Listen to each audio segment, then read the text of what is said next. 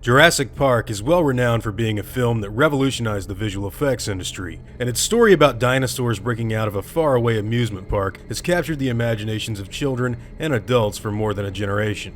But there are some things in that 1993 movie that were unfortunately not translated from the original novel. One of these scenes has become legendary in the Jurassic Park fan community, and its likeness has been adapted in various different forms of entertainment. Had it not been for Crichton's creation of the famous River Raft scene, attractions like Jurassic Park the Ride and sequences like the Spinosaurus boat attack may never have been made. In this video, I'm going to be going over what many believe to be the greatest part of the original novel.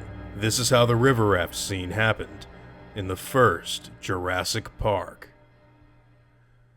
Grant tied the boat up to the dock and returned to the shed to take out 2 life preservers. He put these in the boat, and then waved for the kids to come over. Pale with fear, Lex waved back, no.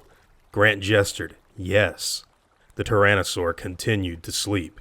Grant stabbed in the air with an emphatic finger. Lex came silently and he gestured for her to get into the raft. Then Tim got in, and they both put on their life vests. Grant got in and pushed off. The raft drifted silently out into the lagoon. Grant picked up his paddles and lifted them into the oarlocks. They moved farther from the dock. Now Lex sat back and sighed loudly with relief. Then she looked stricken and put her hand over her mouth. Her body shook with muffled sounds. She was suppressing a cough. She always coughed at the wrong times. "Lex," Tim whispered fiercely, looking back at the shore. She shook her head miserably and pointed to her throat. He knew what she meant. What she needed was a drink of water. Grant was rowing, and Tim leaned over the side of the raft and scooped his hand into the lagoon. Then he pushed his hand towards her to drink. Lex coughed loudly, explosively in Tim's ears. The sound echoed across the water like a gunshot. The Tyrannosaur yawned lazily and scratched behind its ear with its hind foot like a dog. Then it yawned again.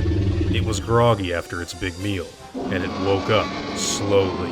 On the boat, Lex was making little gargling noises. "Lex, shut up," Tim said. "I can't help it," she whispered, and then she coughed again. Grant rowed hard, moving the raft powerfully into the center of the lagoon. On the shore, the Tyrannosaur stumbled to its feet. "I couldn't help it, Timmy," Lex shrieked miserably. "I couldn't help it."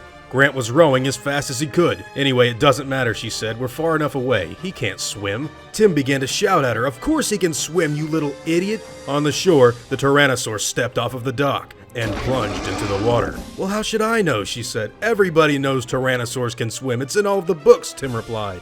"Anyway, all reptiles can swim. Snakes can't," Lex said. Tim fired back hard. "Of course snakes can, you idiot." "Settle down," Grant said. "Hold on to something." Grant was watching the Tyrannosaur, noticing how the animal swam. The Tyrannosaur was now chest deep in the water, but it could hold its big head high above the surface. Then Grant realized the animal wasn't swimming, it was walking.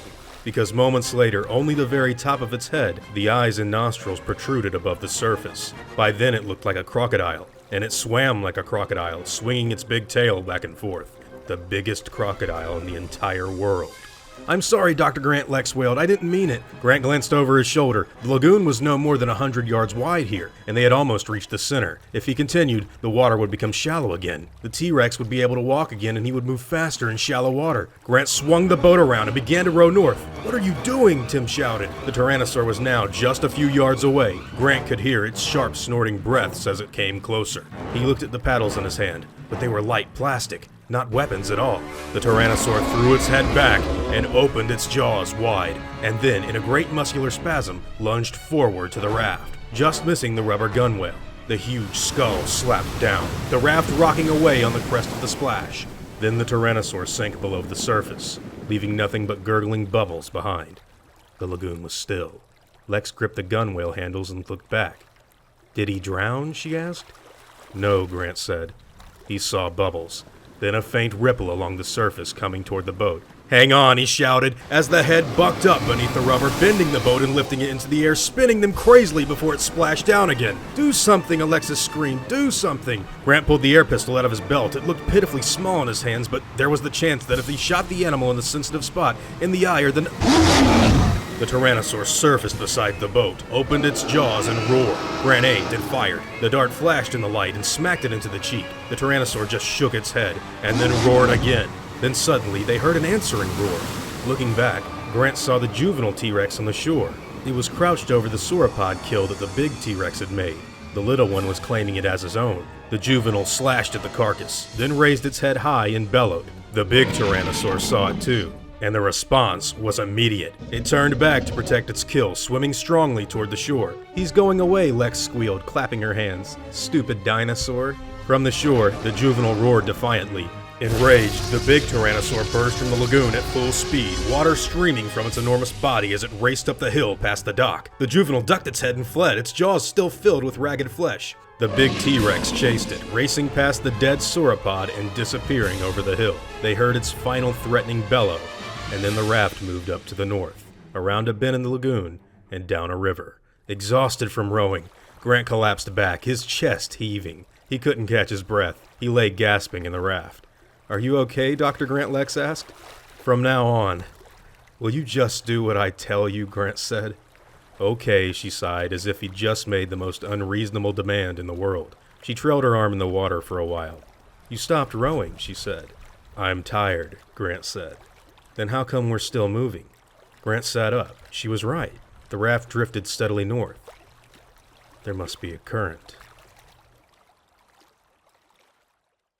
Due to the fact that the budget would have inflated considerably had this been brought up for the first movie, this particular sequence was cut from the original film. As I've stated at the beginning though, it would eventually turn up retooled for things like Jurassic Park 3 and the Universal theme park ride.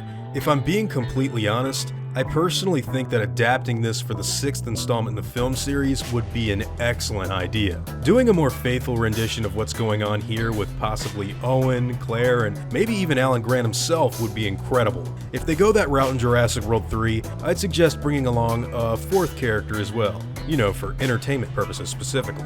Anyways, what do all of you guys think about the River Raft scene? Is it your favorite part of the original novel, or do you have something else that you think is even better? Whatever your thoughts and opinions may be, I'd love to hear them in the comments down below. Now before I go, I want to thank all of my game wardens, like Aaron McLean, as well as all of my InGen executives. I'd also like to thank all of my park workers and InGen hunters as well, Oscar Alcaca and Richard Hoggett. Words can't really express how awesome it is to have you guys tell me how much you enjoy the stuff I do, and seriously, I'm extremely thankful for everything that you guys do to help. Honestly, it means the world. Now I'd like to thank you all for watching this video, and hope that you all enjoyed today's content. If you feel like I deserve it, I would appreciate the like and hope that you'll consider subscribing if you're interested in hearing from me again. I'll see you all in the next video, guys, and as always, take it easy.